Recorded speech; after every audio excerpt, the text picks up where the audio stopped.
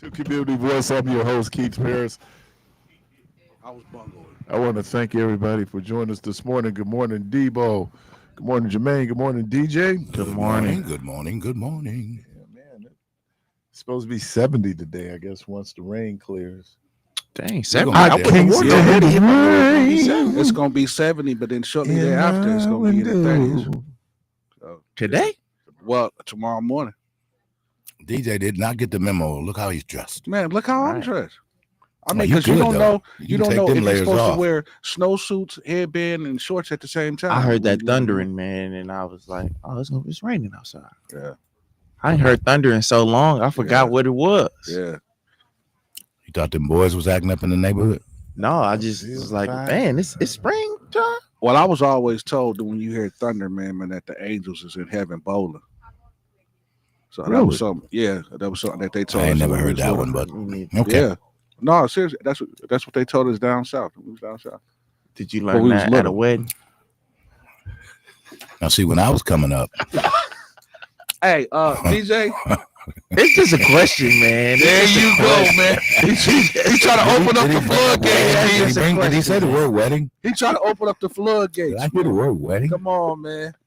It could have. That's just a simple yes or no. Come on. Now, I don't man. know about nobody else's household, but when I was a child and it was thundering and lightning and raining, Oh yeah. All the my lights grandmama, on. she was like, "Turn them lights off. Turn them lights off. Turn that TV off. Turn off the Get somewhere and make lights. you a salad and lay down while the Lord doing his Hey, business." I promise you, that's what and they'd be like, turn off the lights, stop playing. Mhm. Like, huh? Just be still and be quiet and let the Lord do his work. Yeah. Yeah. You didn't come up like that, did you, DJ? Oh, You did? okay. Okay, so My you do grandma's know. 90 years old. Okay. Oh, well, yeah, okay. Yeah. So you yeah. know about it too. Keep sitting over here like, y'all crazy. No, Keith know about that. You know Yeah. about what? This dude, man. About the wedding. What you talking about, Come Willis? on, man. What are you talking about, What you man? talking about, Willis? Right. That's what I'm saying. What you talking about, Willis? What you talking about, So Debo? Keith, you never experienced that coming up? Oh man, I live with my uncle and aunt in Tennessee. They shut everything Oh, yeah. down. And Oh, yeah. They light one of those hurricane lanterns. Yeah. And I sat there, man. I bet not move. Yeah. Wow, that's crazy, man. I wonder how did that originate? Like, where did they come from? You know, me and Michelle was talking about this. I don't know, like last year. Is this one of those stories? Yeah, well, There no, he go again. This is trivia. There he go. That boy Debo terrible, man. I've been so self-conscious about that, man. These are terrible. It didn't start with Debo. It didn't start with Debo. No, I but can't he even keeping put it that on. going. I can't even put that on it. But what it was remember when he used to say, you say something in church and you say that I'm gonna get away from you because you're gonna get struck by lightning. Yeah. What happened was that it comes from the tallest buildings back in 1800s were churches, and they had They had the point. steeples. Yeah. and so because they were at a high point, the church would get hit by lightning. Oh. And so then that's why churches started putting those lightning rods up to be able to catch it. So that's what it's talking about. If you're in church and you say something, you're gonna get struck by lightning. That's what it goes back to. Yeah. So, you know, we found out we got a lot of superstitions, man. And you know, the great thing about knowledge is it can replace superstition. So it's all good. We're Depending trying, on what it is, you know. well, give me one. Well, when I was in high school, I used to wear my socks mismatched because, you know, I was having good games wearing mismatched socks. Yeah, I used to do it with the shoes. You know, I used to do it that ain't got nothing to do with knowledge. That's It's just superstition. And me Yeah, playing wasn't with it Pete Maravich didn't wash his socks when he was in Oh college? my God. That was his superstition. So he never washed. That's why they were floppy. You ever see like Pete Maravich? Now when he got to the pros, they have a uniform rule. I bet it was Then, more than then it floppy. evolved to some people wearing mismatched shoes. Yeah. I didn't go I that did far that. with the mismatched shoes, I but never understood. I did the that. Yeah, I mismatched did that, socks. I never that. You just trying to get attention. Yeah, let your game give you attention, man. People do that now, though. I know Yeah. they do. It's still. Yeah, but it was crazy because I And was I'm doing not that no disrespect, bro. I Yeah. ain't calling you country, but it is a little country. yeah. You think so? Yeah. Well, so I was doing that like in '94.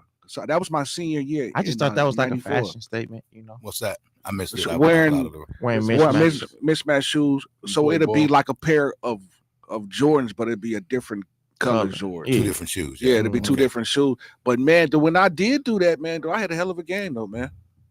I don't know. And that if ain't it got was nothing to the do with shoes. knowledge. It's but just I- superstition. I don't you know. know? Let me say this. He said that in the singular. Yeah, I did. I had one hell He of had a one game. game. I had more than I one. bet you he's I had back to one back. hell of a game. And then No, you messing seriously. up both pair of these shoes. Right. One hell of a game with that. You know, I was such a stickler to conditioning, and so try not to put things in my body because I was conditioning. And so, dude came up. He said, "Man, why don't you hit this joint?" Oh, And I said, "Man, I don't need no drugs. yeah. You know, I play ball." He said, "I saw your game. You don't get very high." Literally. you know. Wow. So if you sit up in, that's where you get your high. You need to smoke this weed. Yeah. So we got a lot of superstitions, man. Now one thing I don't do, I don't split poles. I Just do went that. through that yesterday I do with that on Byron. purpose. We were walking. Yeah, I Yeah. split pole. Yeah, I do that on purpose, too, 'cause I'm man. like, man, I stop don't it, man. split poles. Like poles and ladders and And I'm trying to think of cats the movie where they split the pole. They was talking, and the woman got hit by the car. You know, like that. Final Destination. But like the Yeah. Final Destination, she was talking crazy. Oh yeah. She thought she had beat death, Yeah. and she Yeah. walked out. And that's like one of the great scenes of the Yeah. movie. Talk It's about either editing. Final Destination or Scary Movie. Scary think Movie it did was- it too. Because you know, Scary Movie is Yeah, there was is a a spoof. spin-off. Right. You they, know. they did everything from Scream. As a matter of Mhm. fact, it was Yeah. more based on Scream. Yeah. That's just I love Scream. Man. Scream is. I'm not a scary movie person. I don't. But that was the Wayans brother, that don't wasn't it? do nothing for me. Oh, yeah. Yeah. Yeah. Well, the yeah. first- Well, the they first made two it first, was. the first two until they stole a. Mhm. Yeah. But No. they tried to play him, No, with they the wanted more contract. money, and they weren't gonna give them more money. But I thought they. but they should have. Yeah, they should have. Because Marlon, it's funny that you talk about that. You know, the internet always bring up old Yeah, stuff. yeah. Marlon talked about this on sure did. Shannon Sharp Sure did. Club Shay Shay, and Yeah. he said, you know, like they had got one deal Yeah. for the first one, and then they had got like a 20 for 20 Yeah. for the second one. So when Yeah. they came back for the third one, they trying to give them the same The deal same for the deal. second one for the third one, and Yeah. they're like, no, we should get 30 for 30 or whatever the next progression Yeah. was, and they just wasn't going on that. So they But said, they took the franchise, didn't they? right. They So took that that's Scream not franchise. that's Yeah, not that's the not Wayans theirs anymore. But anymore. it ain't funny no more either. Yeah, it ain't funny no more. You know, it ain't- because yeah. what Marlon said was they gave them the script to the third movie. Yeah. And so they just added other actors, and it was Yeah. okay Yeah. because they saw a couple other actors, but it wasn't. But the Yeah. but the fourth and fifth one, Trash.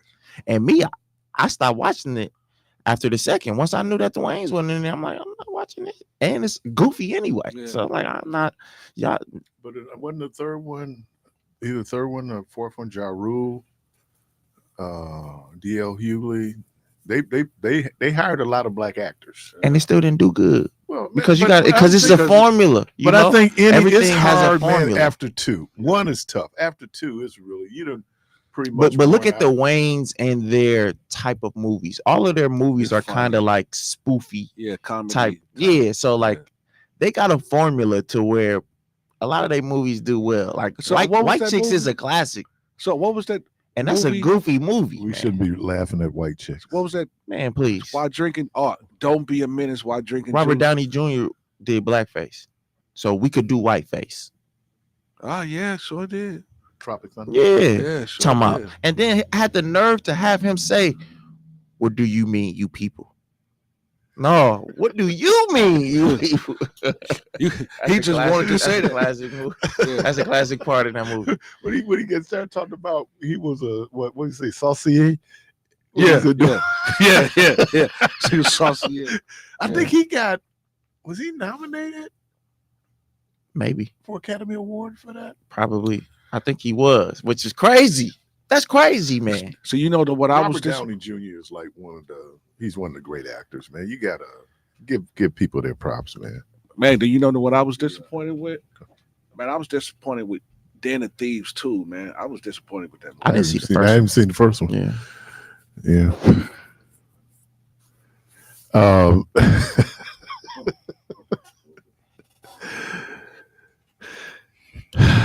Good morning. We have on the line with us County Executive David Crowley. Good morning, sir. How are you? I am doing well. How you doing, Mr. Parris? Man, I'm doing all right for a black man living in America. I hear you on that one. I hear you on that one. Interesting times, that's for sure. Man, it's some interesting time. Well, we talking 2 months?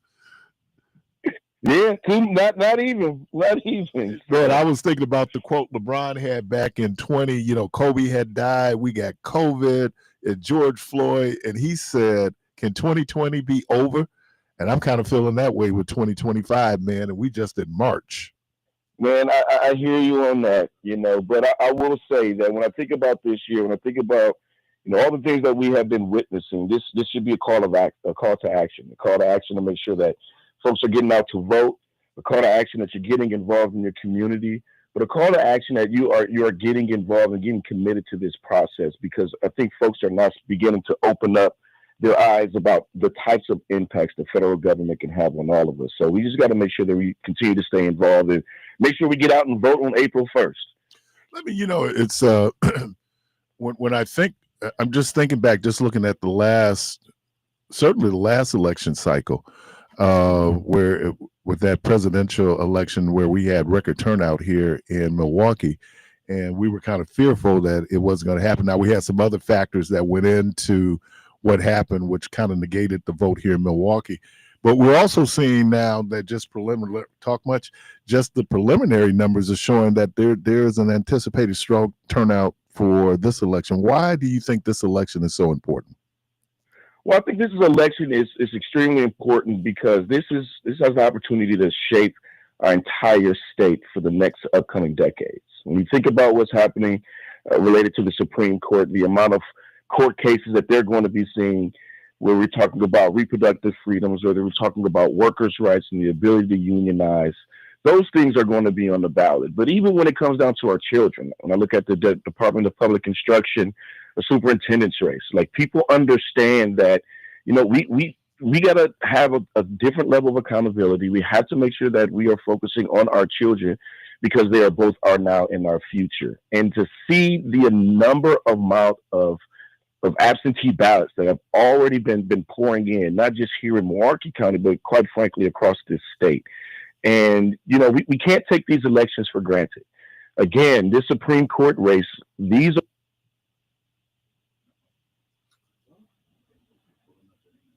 Oh, okay.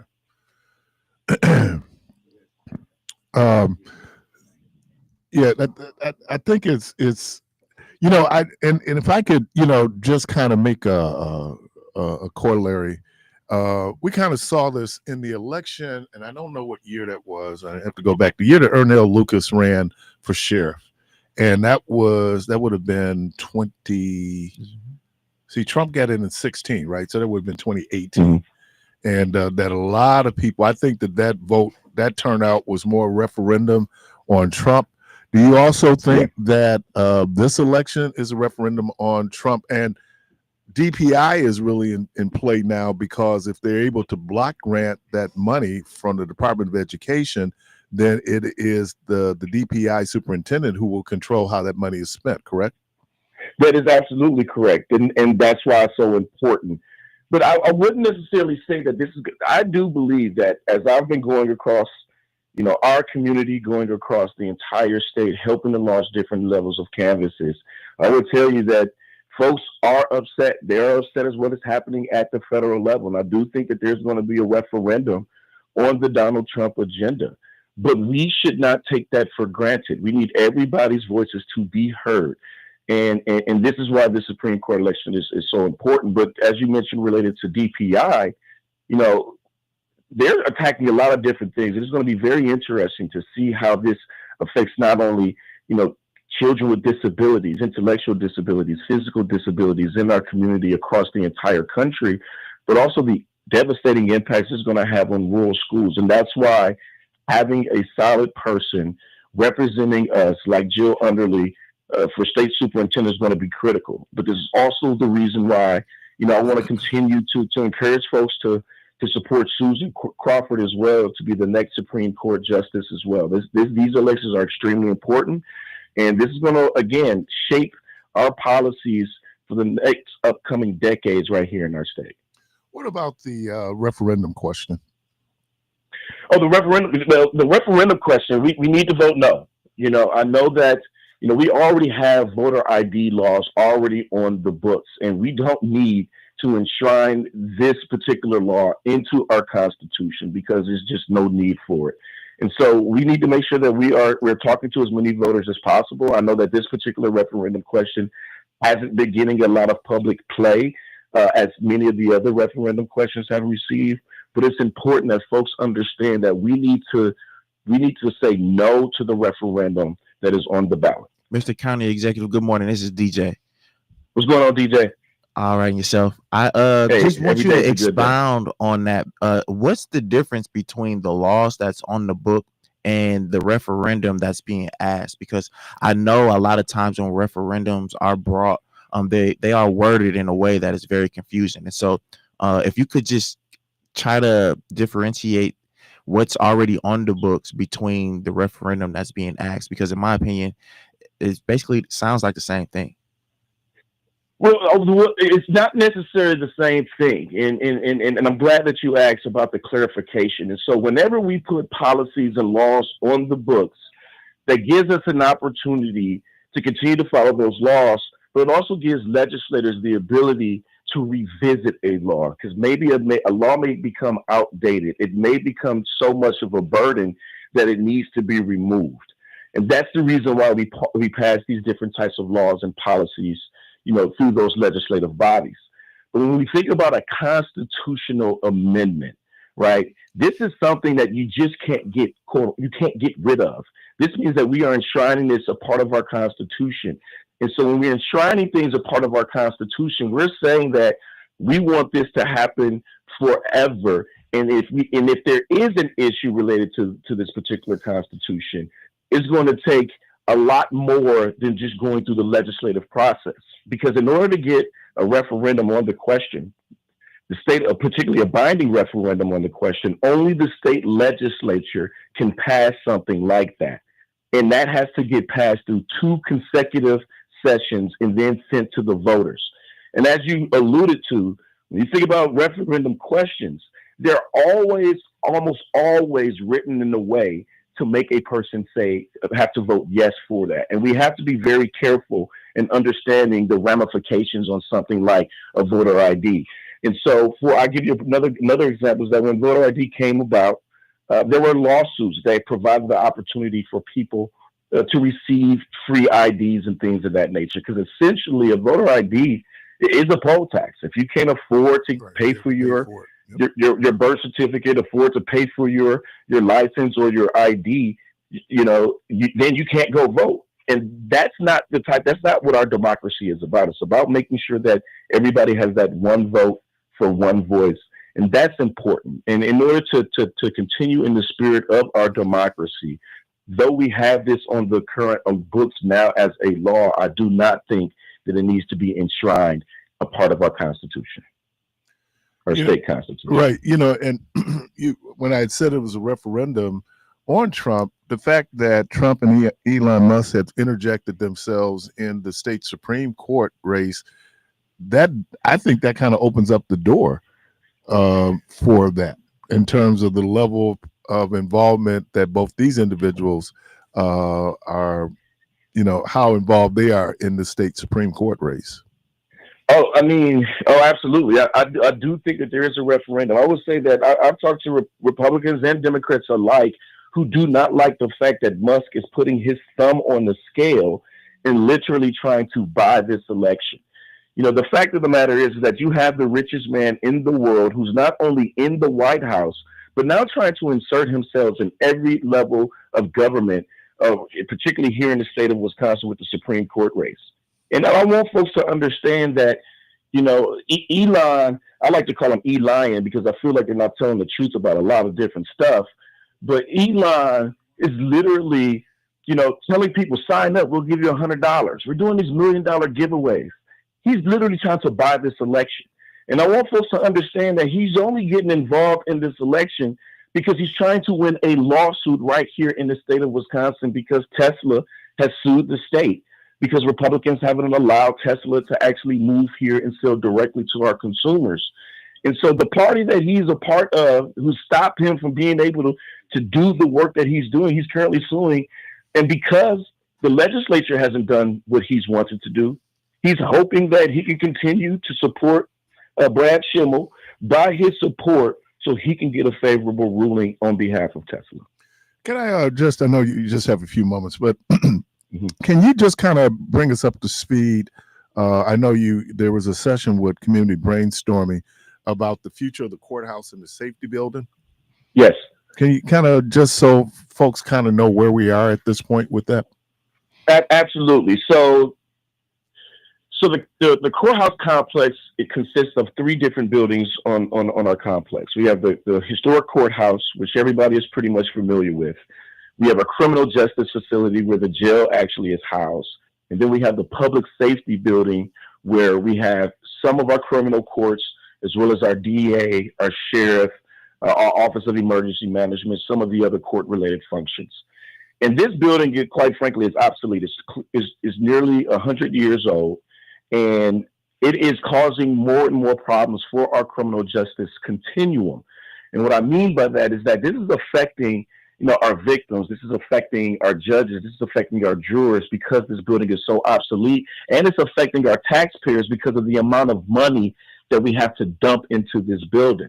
And so if we want to make sure that we are delivering justice, if we want to look at community justice in a different light, we've been holding different types of listening sessions to get feedback. And the reason why we want to be able to replace this building is because it gives us an opportunity to save more taxpayer dollars while being able to deliver those state mandated services that we have to.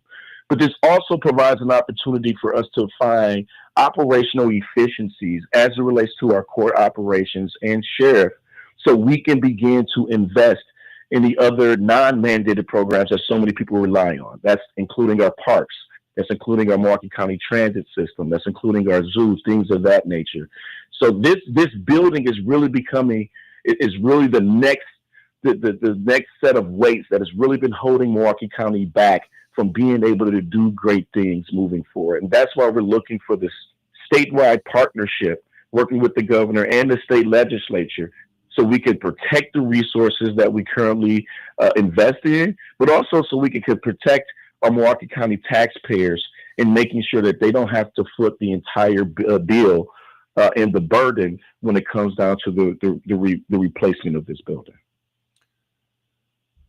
County Executive David Crowley, man, we really appreciate you taking a few moments to come out to really talk about the importance of people getting out the vote in the spring election on April the 1st. Man, appreciate you and DJ and all the work y'all do. Keep talking to the people, y'all. All right, man. Have a good one. All right, peace. All right, peace. That's my guy, man. That I won't tell the story, but there is a story. So again, if you haven't voted, I think early voting ends. He used to be a state rep, right? He was my state rep, exactly. Who answered his phone? Mm-hmm. That set it up. See, I've been here so long, I could finish his sentences. Yeah, but let me and also, Jermaine and I were talking, prior to coming on the air, and I understand in the political space there are a lot of things. There are rivalries and people. But I said it to the mayor, and I've also said it to the county executive. Milwaukee should be very proud that you have 2 young black men who are at the helm of our government here. See, I haven't seen him as mayor yet, but I've seen him as alderman. Who's that? The mayor. Mayor Cavalier Johnson. Yeah. I just saw him. Just saw him the other night, Monday night. Just saw him. I think it's. Anyway. I mean, he always talked to you. You big man on campus. Yeah, I wish I was the big man on campus. All right, you're listening to Community Voice. It's Friday. We're joined in studio by DJ Devon Jones, DJ the Protege, Mr. Debo, Treadmill. we'll see as the program progresses. And make no mistake, he is the big man on campus because I was with him when the governor personally called him. So he trying to be modest, but don't let him be. Oh, I know. Don't let him be modest. Governor Dreyfus. Oh, this dude terrible. This dude is Governor Lee Dreyfus. No. Was he the red vest guy? That was the red vest guy, right? Governor Dreyfus? Yeah, he was the red vest guy. When we get back, he the one that got us all that government cheese, ain't he? Yeah. Some kind of deal he cut with China, and they didn't want the cheese, so we ended up having lines at North Division and that big block of cheese. Yeah, that big block of cheese. Bread. That cheese was supposed to originally go to China. Government cheese? Yeah, that cheese was nasty after a while. Dude, after a while, every cheese nasty after a while. The government cheese, like that, come on. It was like the edges of the cheese that get hard. You could throw it. That's because you're supposed to put them knock in a person out when it was. Yeah, them edges that get hard, Doc. They said after about 2 weeks, the whole sewer system be clogged. Man, I'm telling you, bro, with cheese. I don't know if that was the real story behind it, but that's what I was always told. That Well, there is a story behind it. You want to hear it? Here you go. We're gonna take a break. We'll be right back.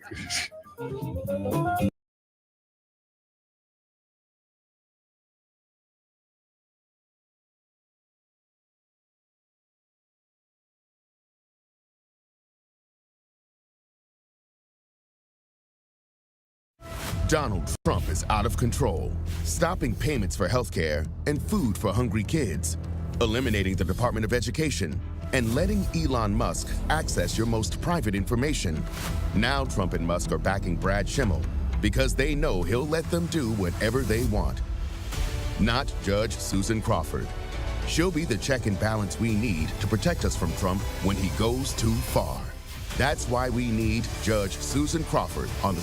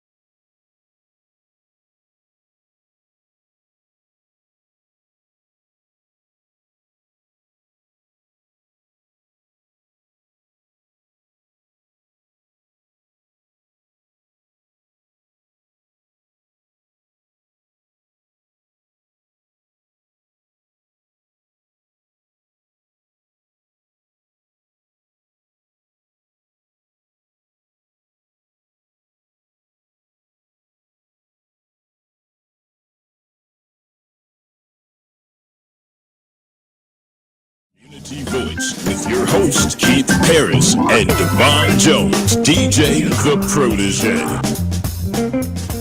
All right, welcome back to Community Voice. You did do Juneteenth this year, didn't you, DJ? Last year, yeah. You sure did. Now I was just thinking about, because when we were doing a couple of years ago, we were in the parade, and we had a brother from the auto dealership who was driving the car, and he was a bright-skinned guy. So people going, "Is that DJ? Is that DJ?" I guess now with YouTube and Facebook, y'all can finally see what DJ looked like. Was that Robbie Fulton driving? I don't know who he was a younger guy. He was like DJ's age. All right. No, and now it's time for the Protege's perspective. There are a lot of discussions centered around issues and problems. Problems are lamented on a daily basis and are the main focus of much discussions. Throughout time, issues are highlighted and dissected almost ad nauseum in an effort to bring awareness to the issues or problems at hand. Dialogue on various issues can be tremendously helpful and educational. Knowledge is power, and knowledgeable people create sustained progress when working cohesively as a unit. We've seen it all, whether it be through town hall meetings or political debates. Discussing the problems are always at the forefront of most of the discussions. But what about the solutions?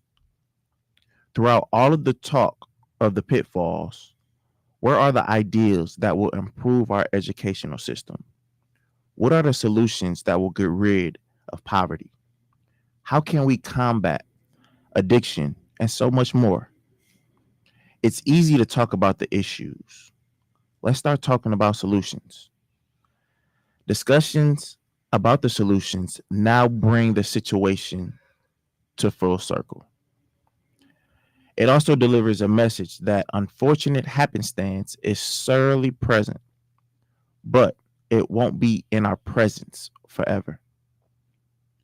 Healthy dialogue is essential, and that can only happen when both the issues and solutions are brought into the situation and conversation to mingle with each other.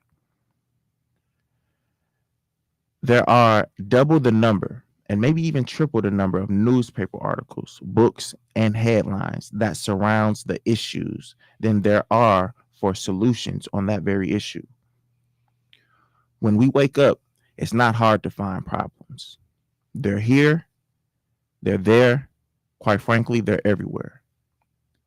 Now, it's about time we come up with the possible solutions and share.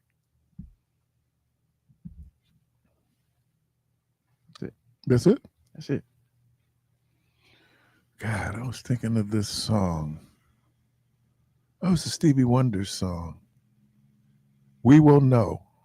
And one of the lines in We Will Know is problems have solutions. And I think that sometimes that's trying to get to the solution of the problem. Mm-hmm. But discussing the problem is always difficult because, and once again, and I think that when you look at something like math or science, you really get into it. It's not based on an opinion, right? It's based on some factual things. When we're trying to have these discussions around problems and then there's solutions, a lot of times it's the solution will look like the person who's offering the solution, right? And so I think that that's what makes it very difficult, all the emotions and everything that goes in into it. And I think there's another thing out there about us. We need to be right. We need to be right. Craig says something last month that was very profound. He said, would you rather be right or correct? And a lot of times when we just have discussions, it's more about being right. Like we have a discussion and, when we get real animated, we center in on a yes or no question. Yes or no. In an effort to just be right instead of being correct, which is allowing the entire conversation to evolve and provide the proper context to whatever conversation is at hand. And why are yes and no questions so hard to answer? Because, and it might make Keith smile, but when I was younger, it was always black and white. And I always said, no, everything is black and white. You got to make it black and white, because if you allow that shade of gray in there, then you're allowing excuses. And then with excuses, we never going to get to where we're at. But those yes or no questions are hard to answer because the entire scope of that conversation, there is some shade of gray in that. Yeah, and I was going to piggyback off that because I think in some situations, it's possibility for two answers to be correct. Mm-hmm. So a yes or no, it can be a yes and a no. So that's why with what you were saying with the gray area, that's where that comes in at, because it can fall into both answers being correct. I think as we live, we begin to realize that life is more nuanced than when life is pretty black and white, when you're young. I was just kind of thinking with everything that's going on at a national level and things like Social Security and all these different things. When I was 21, 22, 23, certainly when I was 21, Ronald Reagan was coming into office. And there was some impact, but it didn't impact me as directly as some of the things that are being proffered right now, right? And so now we begin to realize, the world is not always black and white. They're not always these absolutes. And trying to be precise in language, because people will take one little thing you said, and then they're going to make that the whole point when it's only part of the point. We were talking when we were speaking with Alderman Westmoreland yesterday, that the substance of what he was talking about, people couldn't react to the substance. They might react to what they perceive as style or, but the substance was still there. But we're human beings, but I appreciate that. I mean, the world, and then sometimes maybe the world is pretty black and white. Maybe there are some non-negotiables. That there's certain things out there that are just not negotiable. I don't know what those things are. I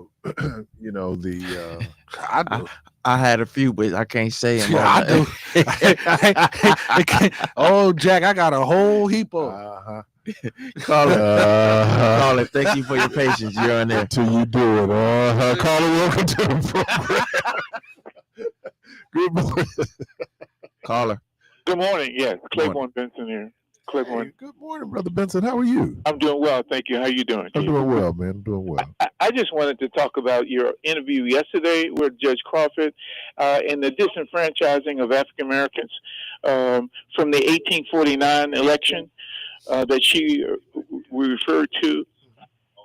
So if you're up to that or not, I don't have a problem with it. But Brad invited me to his Rotary Club this summer to talk about Waukesha's involvement in Joshua Glover's being broken out of jail. And Waukesha took an active part in that. Okay. So it's up to you, but that's what I would be talking about, is this whole issue of the 1849 election and why black people should vote, because it's a direct attempt to disenfranchise us. Well, say that. Why are you saying that? I'm saying it because in the 1849, just like Judge Crawford said, there's a number of issues. We became a state in 48, right. But those people lined up together to say we weren't included in the state's constitution and we wanted to be able to vote. African Americans were part of that group too. They wanted to be listed on the ballot in the 1849 election, and the outcome said that from that election said that we don't have the right to vote. And 16 years later, after many riots and demonstrations throughout Milwaukee and the state Supreme Court ruled that we always had that right to vote. It's just one more way in which the state tried to disenfranchise African Americans from having the right to vote.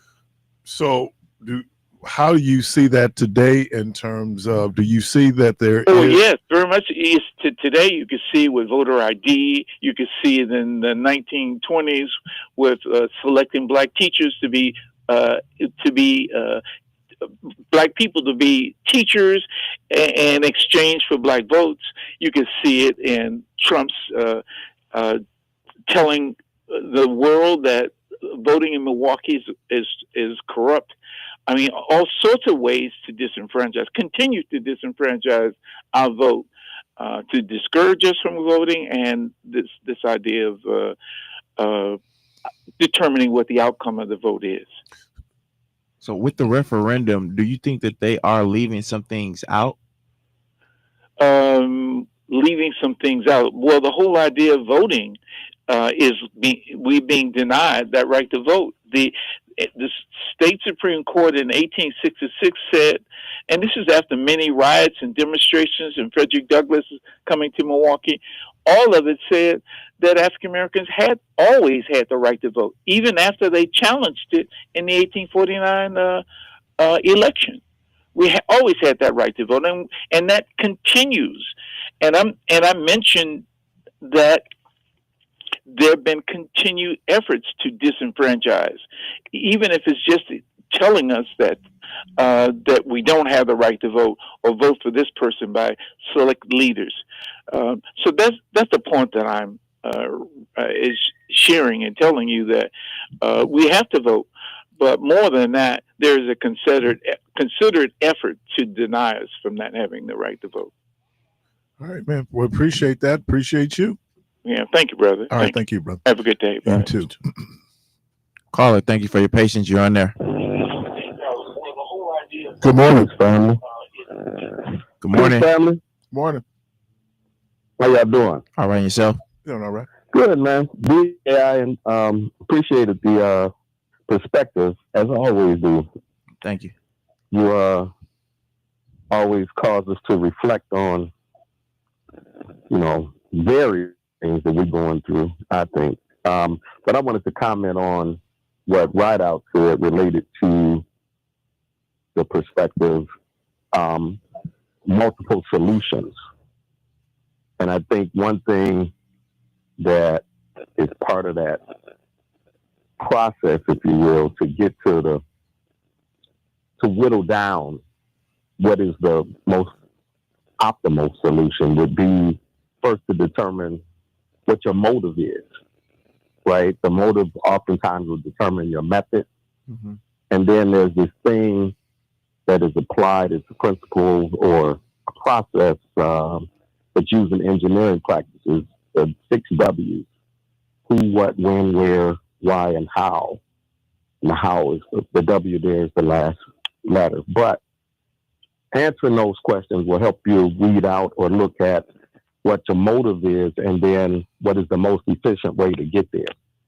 And I think that helps to reduce that issue that Keith raised about the solution always looking like the person who introduces it, because it allows for multiple inputs from, the various gifts and talents that we all will possess that ultimately helps to,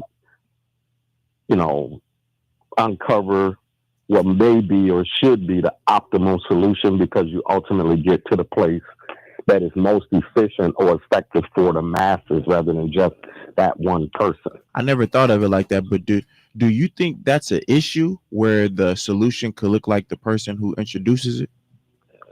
Well, the piece that Keith introduced is real, and that people want to all, that whole aspect of people wanting to be right, and so it's like, well, here's my idea. It's the right idea, and that may not necessarily be. It could be a part of it, right? But when you combine it with, what 20 people have as their right idea, and ultimately get to the objective of what the motive is of whatever your project may be or whatever your policy may be, then I think you have an opportunity to really come away with something that's going to be a couple of things: more efficient, effective, and will cover the larger number of people, because then it's not just like tailored in one person's mind and everything based on what that one person may perceive, although that vision could be established there, or the one who gives it birth, right? The one who comes up with the initial idea. But then if you don't come into that particular project with, insecurity, you welcome input from other people because you recognize that there's some things that you might not have seen and cover your blind spots and all that type of thing. So, don't you, well, a couple things. One, in ethics, we learn in order for a decision to be moral or to be ethically correct, you have to have a good motive, good means, and a good end. You have to have all three. You couldn't have an absence of one of them. But I think you said something else when it comes down to, got me to thinking about, we're looking at it from when I talk about we coming in from my perspective and how it benefits me, right? As opposed to the we. And how do I move from me to we? I see that, in interpersonal relationships, a lot of times we're operating from our own self-interest. And sometimes that causes conflict because the two individuals in that relationship, I want to go here, I want to go here. That's where we get that C word, compromise. What is good for the whole? Now, how do we get to the good of the whole? Because as you just said, I'm bringing my perspective of what I think the good of the whole is. That's why I think that in math and in science, it's not based on those things. It's not based on your personal opinion, right? It is the facts, right? And what is the facts? What does the data say? But when human beings come in, we solve the problems. We solve it usually from our perspective. And though we might not identify it as such, is how am I going to benefit from this?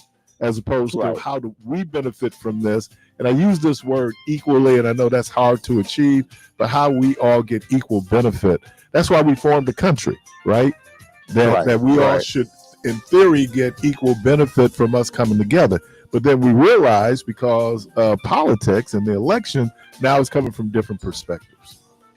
And I would add, too, if you remove the level of insecurity that individuals bring when they're involved in a group discussion or brainstorming process, it'll, alleviate some of that you were discussing, that you were talking about. So I hear the music. I'll let y'all go. All right, peace. You listen to Community Voice. We're going to take a quick break. We'll be right back.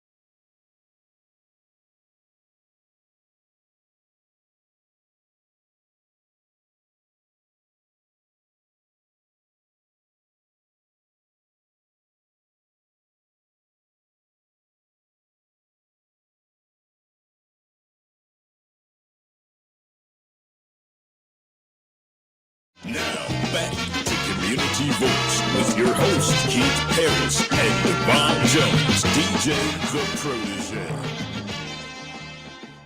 All right, welcome back to Community Voice. Caller, welcome to the program. Hey, Keith, it's John. How you doing? Good morning. Good. Good morning, fellas. DJ, Protege, yeah, and Mr. Rideout. Yes, sir. What other guy here? Debo. Devo, okay, right. Devo with a V, right? With a V as in... Yep, with a D, like Debo. Yeah, Devo with a B, like as in brother? Yeah. Yeah. Okay, good. I don't sound like a V as in Vaughn or something like that. You can use a V, John. I mean, Debo don't care. You can call him Devo. He wouldn't care. Is it a real name or is it a nickname? Don't call me after dinner's done. Call me. Make sure I'm on time. Hey, real quick before you go, John, the smoothest pickup line I heard, the smoothest, was from a woman to a woman. Okay. And it was like, hey, what can I call you? So I'm gonna just say her name is Miss Johnson. Right. Hey, Miss Johnson, what can I call you? Miss Johnson said, well, you can call me Sandra. We on first name basis, She was like, Miss Johnson, Sandra, you call me whatever. Well, she was like, can I call you for dinner? I stood there. I was good. Like, whoa, that was smooth. Yeah, Jermaine, Miss Johnson didn't like that though. Miss Johnson didn't like that. Hey, that was smooth. That's all time the smoothest line I heard. That was smooth. But my bad. I just because Debo said don't call me. Yeah. Well, on your mind, cool. John? Well, I was just thinking of all your different guys. As usual, it shifts so fast, right? Well, I'm thinking, and all of a sudden you switch when you finish it up with the hard science as opposed to the soft stuff. And I've heard you say that it's a really important thing. I think to get a ring. You guys hear a ring in the background? Yeah. Maybe you're putting your volume down on your phone. They got your phone tapped, John. Your phone's probably tapped. Yeah, CIA. Is it better now? Yeah. Okay, well, I'll try to be quiet. God, is it weird. Anyways, okay.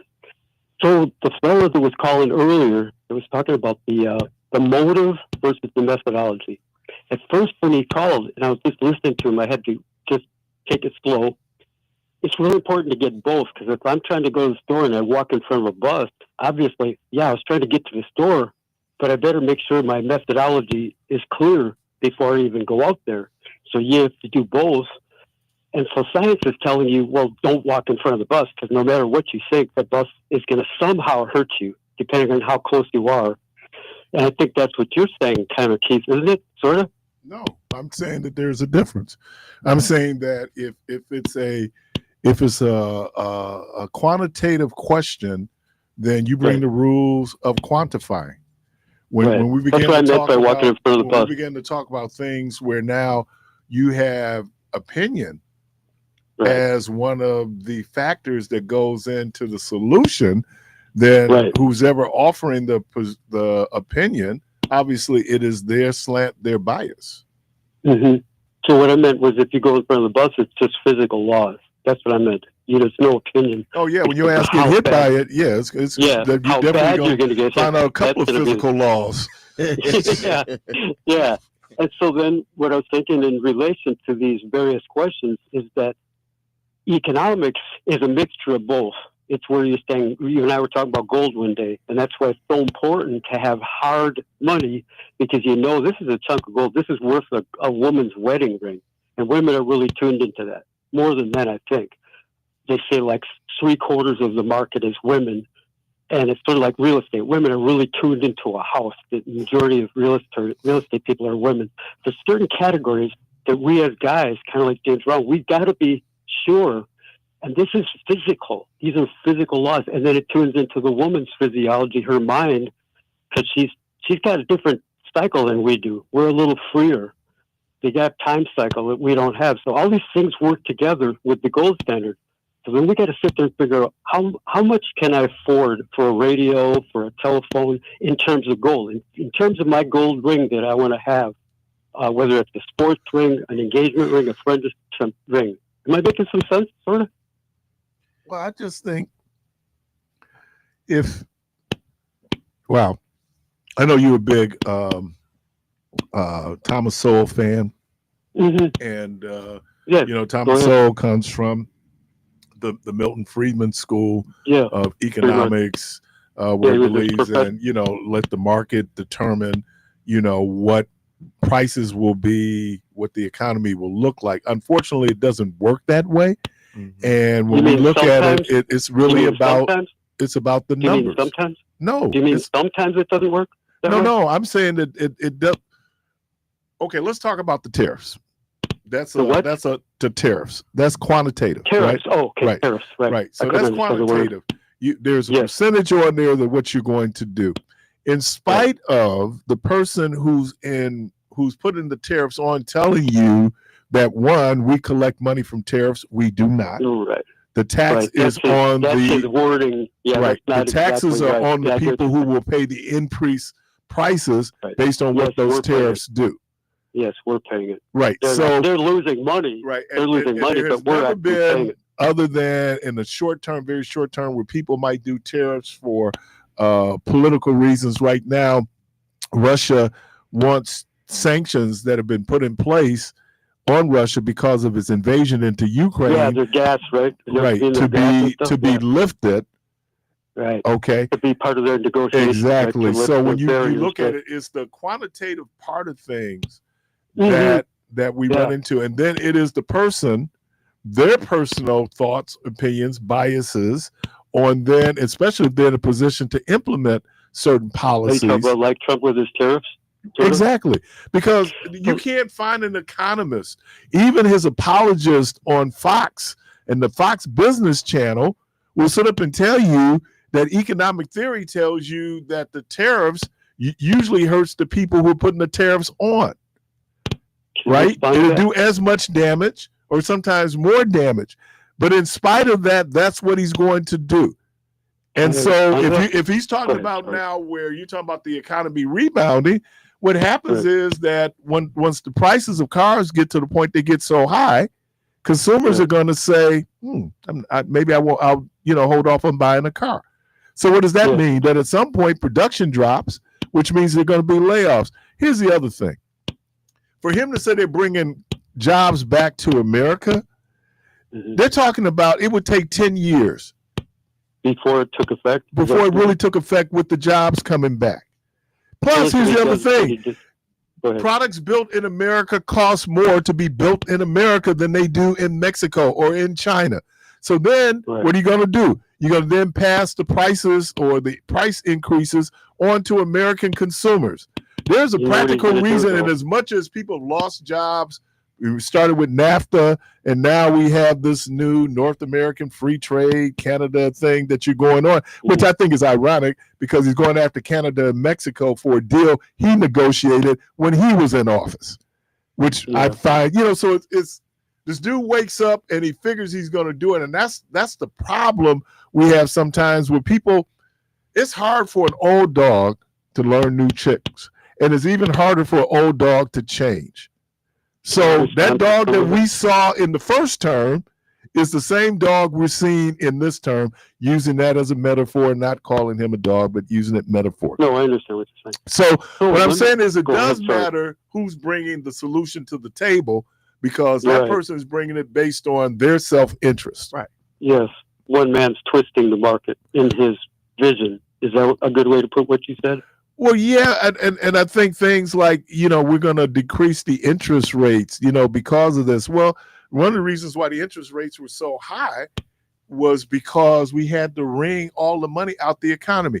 Now, in the short term, that infusion of money was a benefit because America's or the world's economy could have collapsed.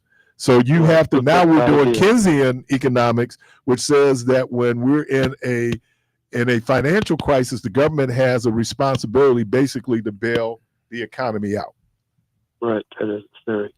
That's where you get to. So when people talk about the inflation, well, you don't have inflation if you don't have money. Right. The lack of money becomes recession and depression. Too much money becomes inflation. Right. So then let me check this out with you. Okay.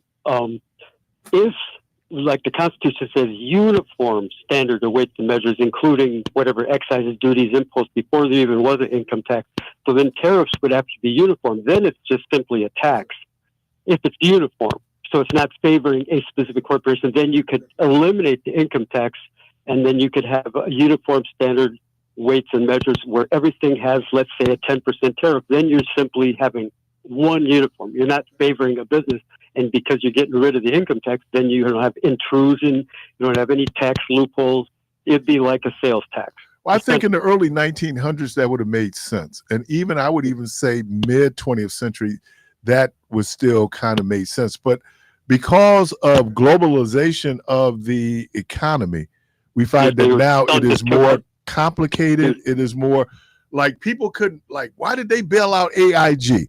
Because AIG was involved with so many different parts of the economy. Had AIG failed, literally the economy would have fallen. We would have gone into a depression. It's too deep, like you're saying before. You said that before. It's too giant of a blow. Is that what you're saying? They were too intricately involved in everything from insurance to finances. And they had a whole lot going on. That's where Too Big to Fail came from. So I'll pose this question. Is it necessary for the economy or depression to happen in order for itself to build back up into something to be, sustainable? Correct itself? Is that what you mean? Correct itself? Right. It, in a way, yes, that's what I was saying before. You need to decentralize. So in a way, what Keith just said, it's true as long as we keep everything boxed into government channels, but the less government intervention, then the giant guys aren't so dependent. Then they have to follow the law of the market, which means you can't get too big to fail. And if you do, then you're dependent on one uniform, gigantic government. But the government should never put all of its eggs into one basket like that. So the decentralization of the market is where everybody is literally a king of your castle. So the problem is then that what are the guardrails? What are the things that says because the laws of life, liberty, and property? Well, no, but I'm just saying, but that's too volatile. That's too volatile. When you hear Republicans say we should privatize Social Security, the markets are too volatile for you. What they mean is like sorry, go ahead. They're too volatile. Here's the other thing. We have this dynamic tension in America where we have this capitalistic, socialistic system going on. Capitalism in its purest form would say we don't need socialism. But the American experiment has told you, and I think it was the Great Depression that really brought it on, that there has to be a level of socialism, because we see that now. Well, you are benefiting from it now. I mean, your libraries, your schools, Social Security, your roads, police, that's socialism. But roads is not socialism. Sure it is. The intermediary. Well, then you're saying anything that's social is socialism. No, I'm saying anything the government provides for us is a form of socialism. Yeah.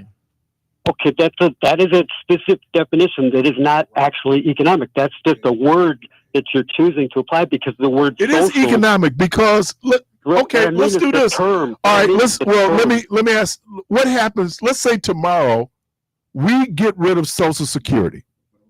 You can't do it like that. Why can't we? No way, nobody's going to get rid of it. Why can't we? No, you can't do that because the economy would collapse.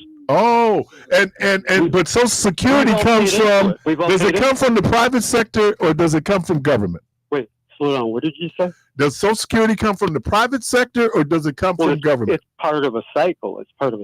Does it come from the private sector or does it come from the government? It's taxpayer. Oh, okay. The government. Through the taxpayers. And the taxpayers are paying their money to who? To this giant pension plan called the Social Security government plan. Yes, it's a pension plan. It's also a government pension plan. Well, yes, that has the guarantee that the government is going to stand behind that pension plan. Now let's talk about that.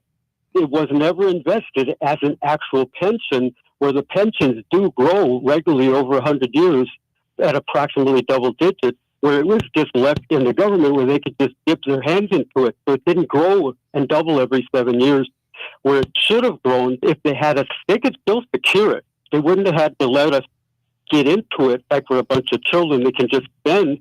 So the idea is that we're just a bunch of children. And if it took it and actually invested in the market and you're going to double it at 7%, it'll double every 10 years. if you go at 10%, it's going to double if every the market, 7 if years. that's what the market is bearing, It does average that way over when 100 years. when you look at what was the GDP, what was GPD growth last year? 2%, 3%, something like that. Yeah. Okay, so it's never 7%. In between the dips, yeah. Yeah, I mean, so it's not. Oh no! What I mean was that the whole market by itself, the stock market itself, the 2000 Russell 2000, the Vanguard, these grow at about 7%. Yeah, but the stock market is volatile, and the stock market is volatile, and it is impacted on the things that go on, like government policy.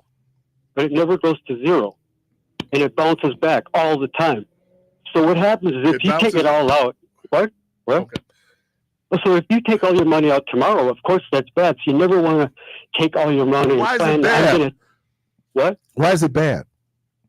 Because you don't want to be, like you said, volatile. You don't know if it's going to go down tomorrow, but you don't want to have all of your money in such a short-term emergency situations. You have a certain amount set aside for emergency, and the rest should be in a long-term growth. Well, there was a couple of things. There was a couple of things, John. I appreciate you too.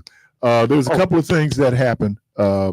That why we have Social Security, and I would suggest if you just like doing this kind of nerd geek thing, go and see how Social Security was formed and why it was formed, and who were the first who were the first groups of people who benefited from the Social Security system. It started with veterans because we were coming off of the bonus marches. Remember, bonuses that were promised to World War I veterans that they did not get. All right, so now we deal with that. At Washington. Then it was the elderly. Yes, and then it was I'm children. Not denying that stuff. I'm not denying that stuff. I'm saying that if they actually invested it in the market, the government could still control the investments themselves, like it's too risky. Pension. It's too risky. But you're not taking it out. If you leave it there, it doubles every 7 to 10 years. It's too risky. It's too risky. How would it be risky if the whole market is constantly doubling every 7 to 10 months? The market, I haven't seen the numbers today. Let me pull it up. The markets are reacting. Hold on, John. The markets are reacting to the tariffs. I said long run. Long run. Okay. All right, hold on, wait a minute. Well, no, because it does have long-term consequences. Right now, the Dow Jones is down 542 points. Yeah, that does. NASDAQ is down 362 points. Standard & Poor's is down 84. Now, that's based on a policy, an economic policy. That's short run, though. But that's short run. No, because it can continue. To bounce back. All right, we'll see. But in the short run, yes. But in the long run, it's doubled at double digits. But short term, you can do short term damage that'll take a long time to correct. Right. But to look at the average over 100 years, you have still more than double digits. You have more than 10%. Right. Ask your advisors. You bring these advisors along, just ask them. Okay. All right, man. Appreciate you. I got other callers. Yeah. You gotta go, man. All right, man. Peace. Caller, welcome to the program. Good morning. You on there? Morning. Is this the Protege? Yes. How you doing, sir? All right, yourself? It's Friday. Let me just start. Was there a particular? We getting feedback. I think it's my car. Let me shut it down. You there? You there, brother? Yeah. Turn your volume up on the phone. Don't turn it all the way down. Man. Don't beat me up, Keith. Already. Wait till I get to you. I'm just trying to hear you, bro. I know you are. But let me ask. Was there a particular subject matter today, or we kind of Yo Show Friday stuff? It's Friday, man. It's Friday, man. You happy? Yep. Brother, you've been kind of burning that candle from both ends this week. I've been watching. I've been listening. Man, I was thinking about calling in sick today. It's okay. I was kind of went to another level when you and the other young gentleman was speaking, and sometime in life, we have to learn how to be an attentive listener. You guys were like fighting at y'all's conversation, man. I was trying to listen to you, and he throw his intervention in there, and man, it was wearing me out. I was wild. Teach y'all brothers a little something. Anyway, Keith, I really want to talk to you in terms of, I used to struggle a lot with you. Because my thing was this. I was like, I want you to I want you to really hit me hard on this because I want you to give me your total feelings on this. I heard you say about a week ago, you said, I've been a government official over 30 years. And then I started thinking back a while back. I know you've been into support, child support enforcement for years. Is that correct or wrong? Yeah, child support. Prior to that, though, I did 25 years in public assistance. I understand. I get that. I did hear that too. And what I'm saying is, how did you, in terms of the community, I want to talk child support more so. Why? Because so many of our young brothers are sitting in jail because they couldn't get jobs, they couldn't pay child support. And the system has some very stringent guidelines for them to be able to accommodate what you folks were asking for.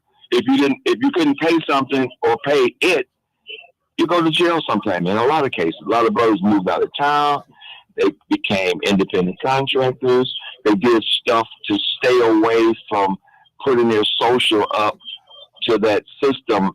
I think not Jimmy Carter, but before Jimmy Carter, there was a mandate that allowed all government entities to communicate their information with each other, so that way it would minimize anybody escaping from any type of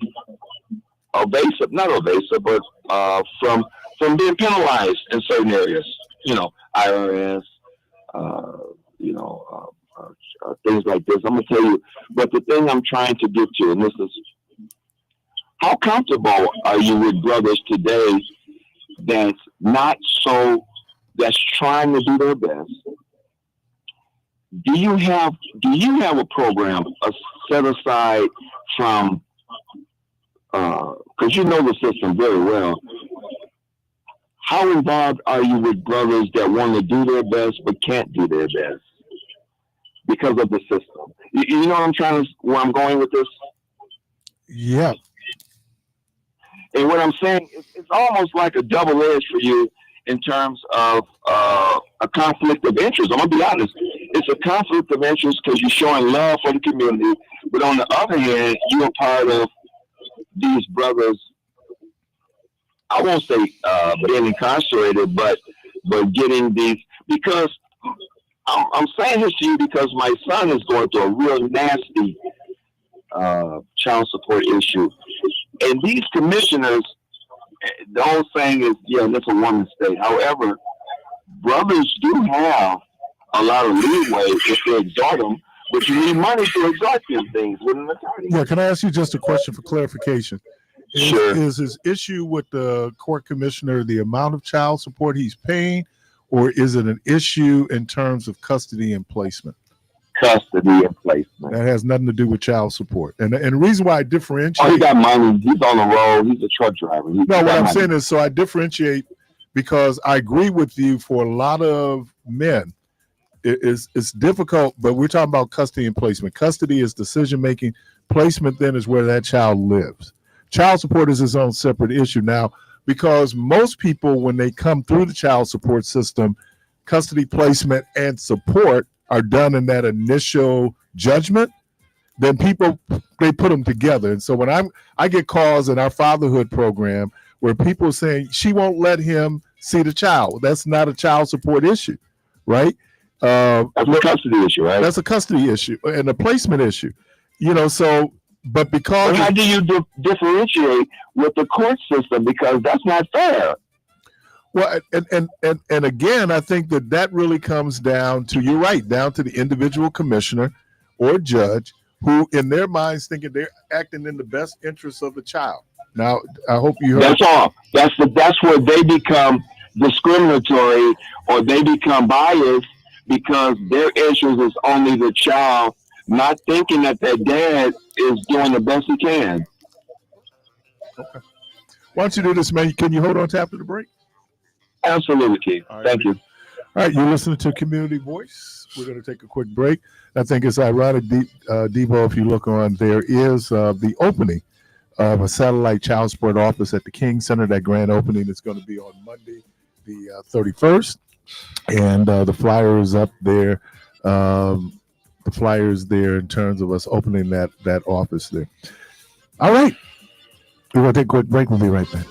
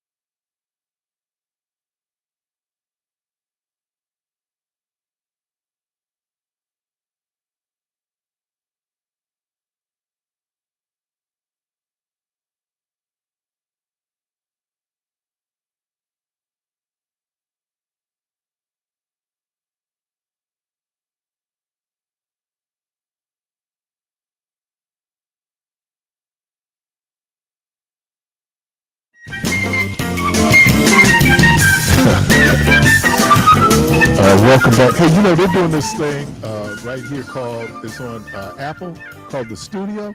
It is hilarious, man. Really? Yeah, it is good. It is really good. Oh, man. It's anyway. All right, bro, go on, man. Caller, welcome back. Caller, there?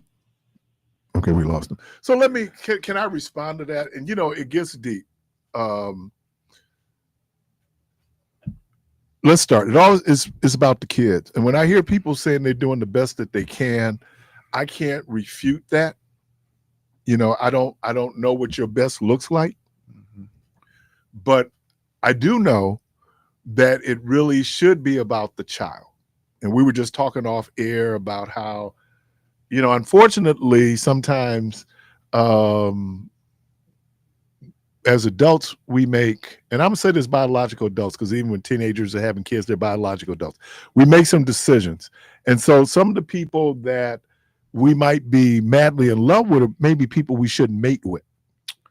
Now, a lot of that, I understand, is 2020 hindsight. You know, it's after the fact. It seemed like a good idea at the time.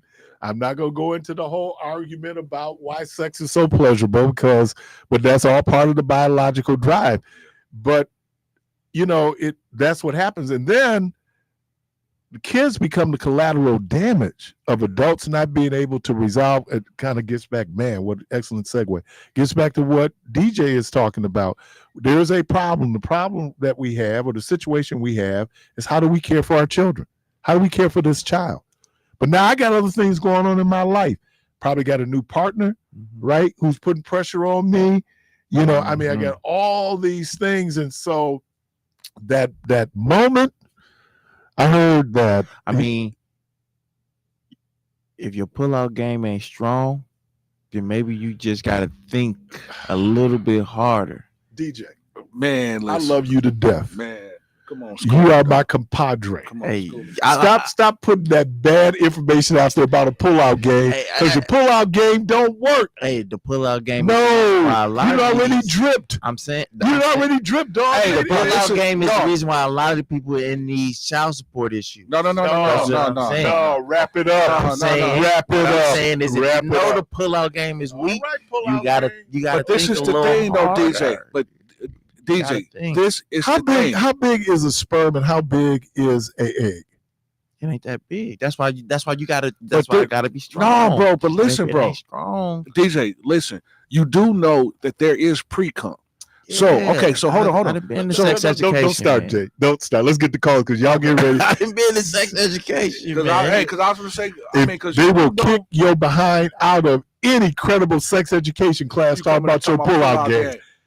Hey man, I'm just gonna tell you, man. Of the Wrap It Up campaign, man.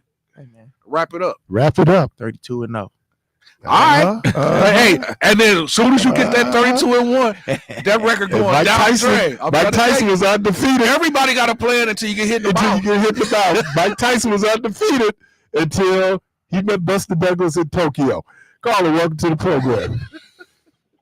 Good morning. You're on there. Hello. Yeah, you're there. We hear you.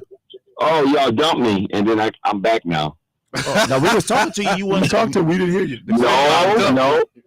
Help me out now. Help me out. I used to install payphones, so I know something about telecommunications, brothers. Y'all dumped my car. I'm sorry. You talking about 20th century technology? Yeah, you talking about payphone. Don't use this no more. We ain't had a payphone in this country in 25 years. But no, listen to me. You must be in Aruba. Oh my God! I don't want to fight, man. I am too hard to fight. Put your gloves on, Jack. Oh man! Payphone is how I got in the strip joint. I was in there making a phone call. I can't even use that as an excuse anymore. My name ain't George Foreman. Nobody know technology. Yeah, Payphone. Come on, man. Brother, come on, man. We got you. Oh my God. Oh man, you sitting there talking, man. You having a wonderful conversation by yourself. Right. Some of the best ones I've ever had. Some of the best I've ever had. Oh man, you did me a favor. But it's all good. Don't get me wrong. let me get back to the basics of what I was saying here, man. Yeah, I love you brothers, man. Hey, my last question, my last thought is, let me say this. So what happened, and you said it, you see, look at y'all. I'm on. Are you hear me now? You hear me now? Yeah, we've been hearing you. Yeah, I've been here like 30. Because you're on a payphone, or you got it on speakerphone, and then you got your radio on. Yeah, I think I hear your radio though.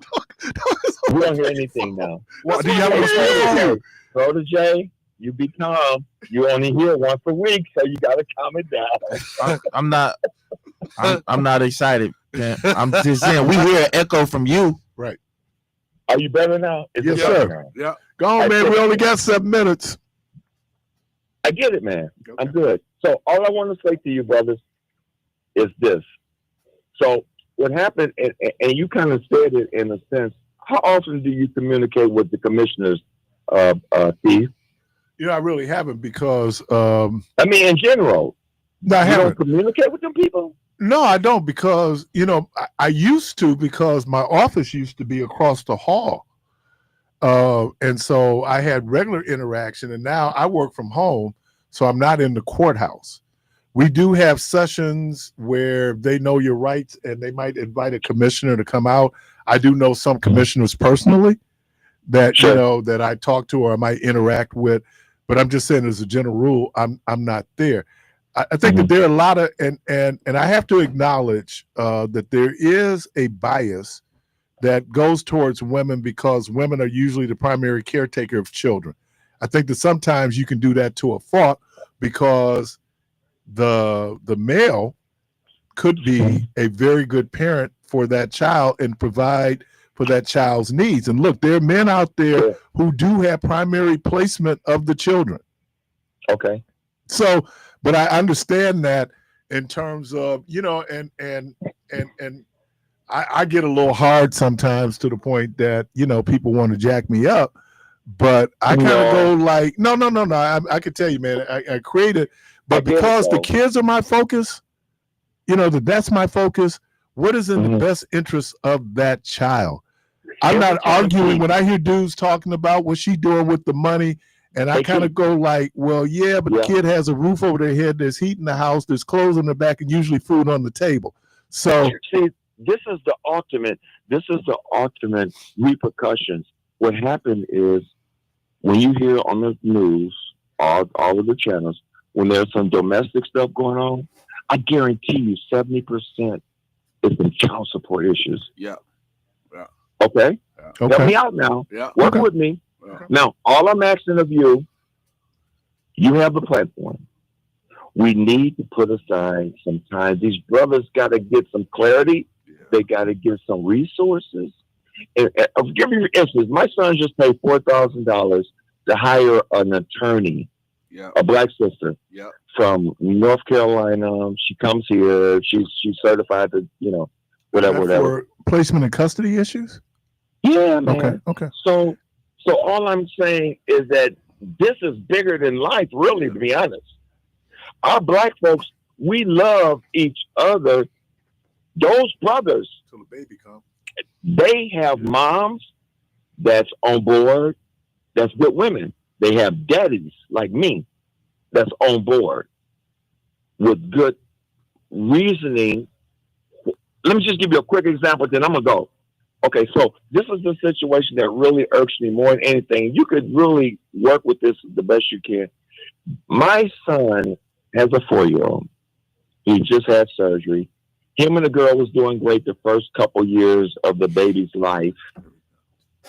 So what this knucklehead started doing was incorporating her daddy, who had just did 18 years in prison for trying to kill, shooting his mama, her grandmother, the grandbaby's mother, in the head. And he thinks that he can be, they let him out because of COVID. He thinks that he can visit with our grandbaby, that he's entitled. What is your opinion on this, brother? I don't have one. I have one. Unfortunately, He is entitled because that's his grandson. Hold on too. now. Grandparents don't enjoy those. You saying he's entitled? Grandparents but he's don't a enjoy those. violent Now I guy. can't say this. Grandparents are not automatically given rights.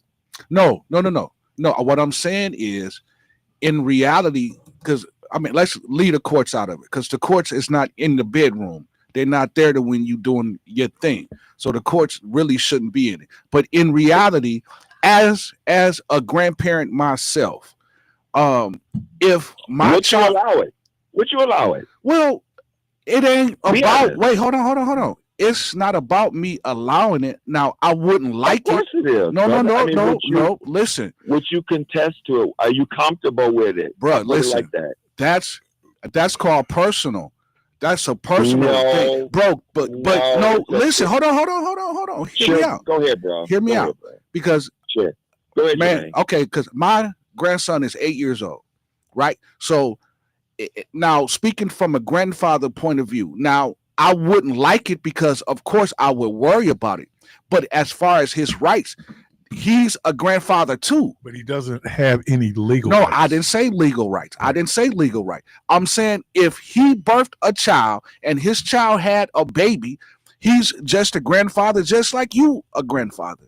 Now, Absolutely. as far as the I'm okay legal with that logistics, part. right. So now, as far as the legal parts of it, that parts get tricky because, again, the courts is doing the job. They doing the job, but they really don't care about either let part. me ask you brothers this question. The probation and parole department makes that assumption, and they normal folks like you and me, Jermaine. Right. But let me ask this question. Do you think, and I know a lot of this is afterthought, this is Monday morning quarterbacking. When you get around people with when you get around your girls' people and you see these Negroes doing what these Negroes are doing, right? You've been exposed to it. Yeah. You see it. Yeah. And you still choose to have a child with that individual, knowing that she comes with her family, you come with your family. Those should be considerations when you start talking about the possibility. And DJ, I just got a text saying that pullout game is not a strategy. It ain't a strategy, bro. I'm telling you, it don't work. Trust me. Come on, Y'all y'all, not man. Y'all listening. going back to Adam and Eve. Y'all gotta think Y'all back to before Adam and y'all Eve at the utilize that beginning. weak pullout game. That's what I said. Y'all pullout game obviously ain't work. Hey, bro, So listen, now, I got two. before Bro, you no, go- listen, I got before you two go kids. to that method. Hey, I got you two gotta- kids, bro. I didn't just start the pullout game when the two I got kids 7. happened.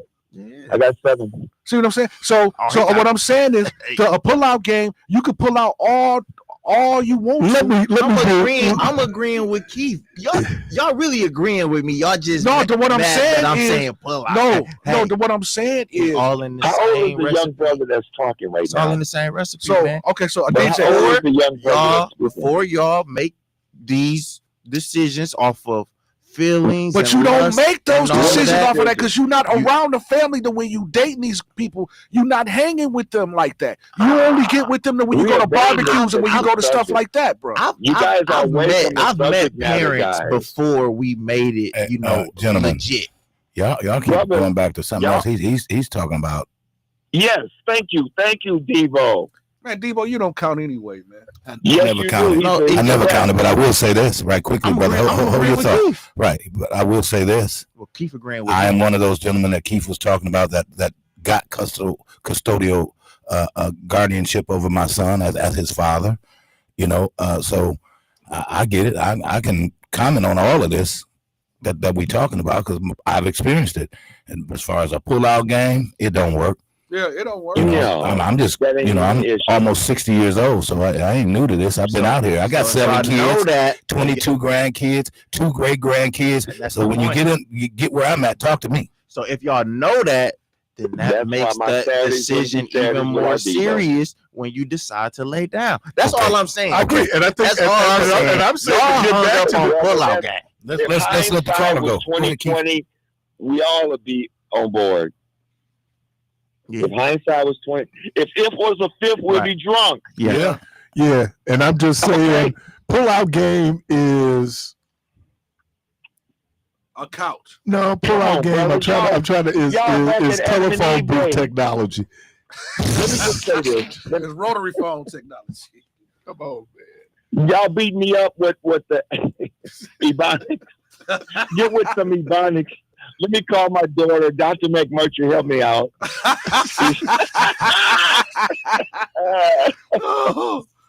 I love you, brother. Love you too, weekend, man. But I think that and look, that in theory, we should be very conscious about who we could potentially mate with. Mm-hmm. And this is what I tell people: the idea of biological adulthood says that, and this is why I say that babies are not accidents; babies are choices. Yeah, and that the biological consequences are there, but in the moment.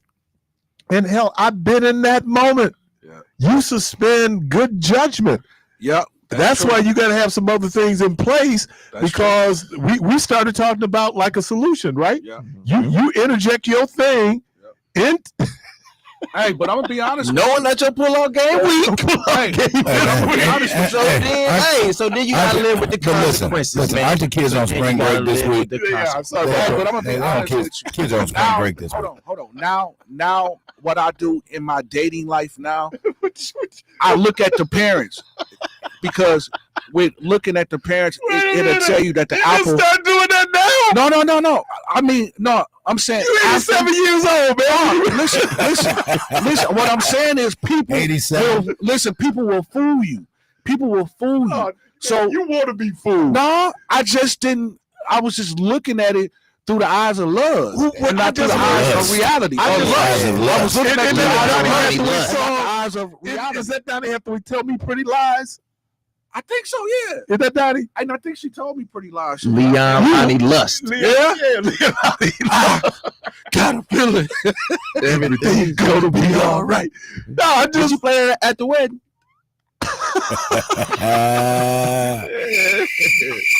Oh man! hey! Yo, we're doing that key code. Unforgettable. Every way. Yo, they're crooning. They're going like. Do they usually croon like this? Oh, I'm out of here. Unforgettable. Hey, Keith, the groom said, "Man, that guy was really singing, man. Where did you get him from, honey?" Man. Right. Oh, you really don't want to know. We gonna have to refer. Y'all hear them horns, don't y'all? Them horns, go. Dude, pay him. We gonna have to refer. Make sure he get paid over there. Jermaine brought the orchestra. Yeah, everybody in white and black. Hey, Keith, why was the organ player crying? Right. That's why I died, man. It's incredible, man. Wait a minute. Get off the organ. Pick up the mic and start singing to him. Should he be over here? Why is he standing in front of you like that? Or better yet, Keith, if there's anyone here who have any reason, he get up off the organ. I got a reason. You had sparkle in your eyes. Know your history. What's her history? Know her history. Tell her know your history. You better know her history. Y'all don't hear them horns, though. Let me thank County Executive David Crowley. Let me thank the callers. DJ, thank you. Debo, thank you. Jermaine, thank you. Thank you. Unforgettable. When I first saw you. Oh my God, your mic is on too. If I didn't care for you. Dude, y'all terrible, man. Hey, man. Bye. Good Lord willing, Creek don't rise. Y'all have a safe weekend. Hope to talk to everybody on Monday. And as always, go for this place and be.